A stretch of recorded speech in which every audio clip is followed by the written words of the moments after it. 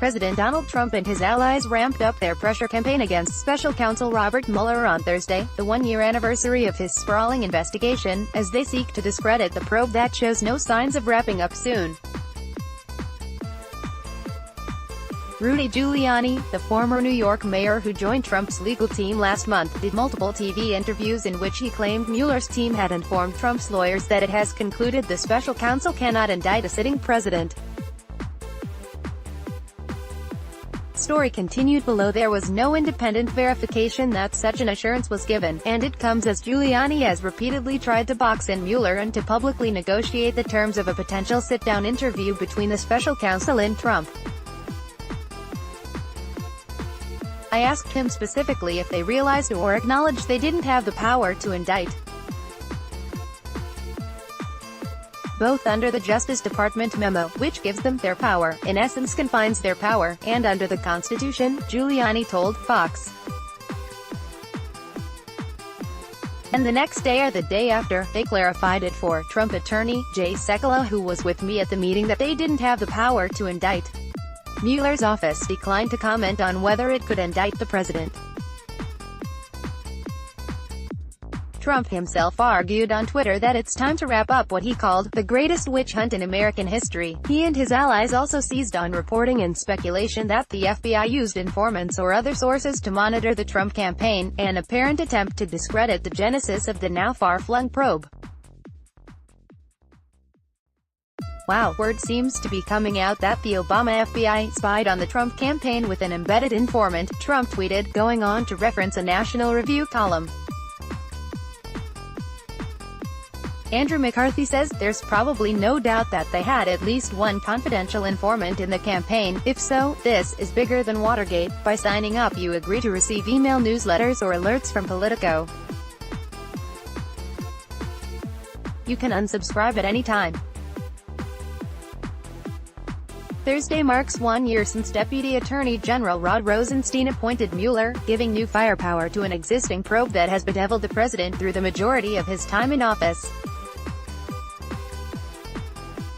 While Trump's legal team has repeatedly shuffled its membership, it has consistently called for a swift end to Mueller's probe, as have other Trump allies.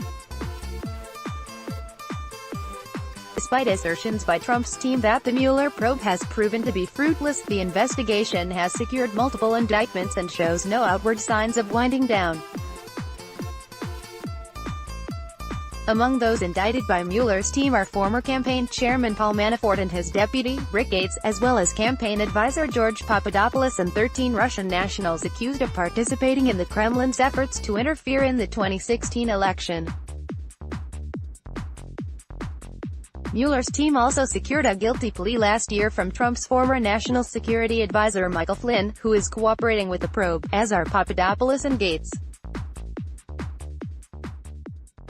Giuliani, appearing on Fox News for the second time in 12 hours, said Thursday morning that Mueller's team told him the investigation would eventually produce a memorandum and give it to the Deputy Attorney General, who is overseeing the probe, with the recusal of Attorney General Jeff Sessions from all matters related to the 2016 campaign. On the revelation of a government informant speaking to individuals inside the Trump campaign, which was included in a New York Times report published on Wednesday, Giuliani suggested the president's legal team would look into getting the entire Mueller investigation thrown out. Because the Justice Department put a spy in the campaign of a major party candidate.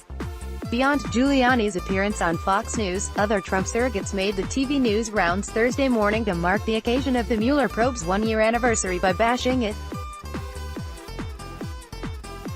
Michael Caputo, a former senior advisor to the Trump campaign, predicted on CNN that Mueller's team would next try to jam Roger Stone, a longtime Trump advisor and confidant known for incendiary and sometimes conspiratorial claims. Probes into Trump's campaign date back much further than just 1 year, he suggested to New Day host Chris Cuomo. This isn't the one-year anniversary of the Mueller investigation. This 2, or 3, or 6-year anniversary. Paul Manafort was under investigation for years before he went to work for Trump, Caputo said. Counselor to the president Kellyanne Conway, too, appeared on Fox. Looks like the Trump campaign may in fact have been surveilled. It looks like there was an informant there.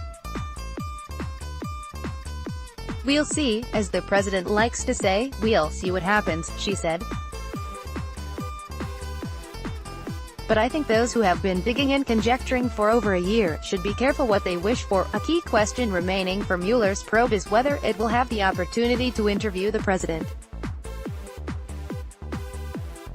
While Trump has said publicly that he would like to sit for an interview with Mueller's team, whether he will actually do so remains an open question. Giuliani said Thursday that such an interview remains possible, but that Mueller's team would need to tell the president why an interview would be necessary.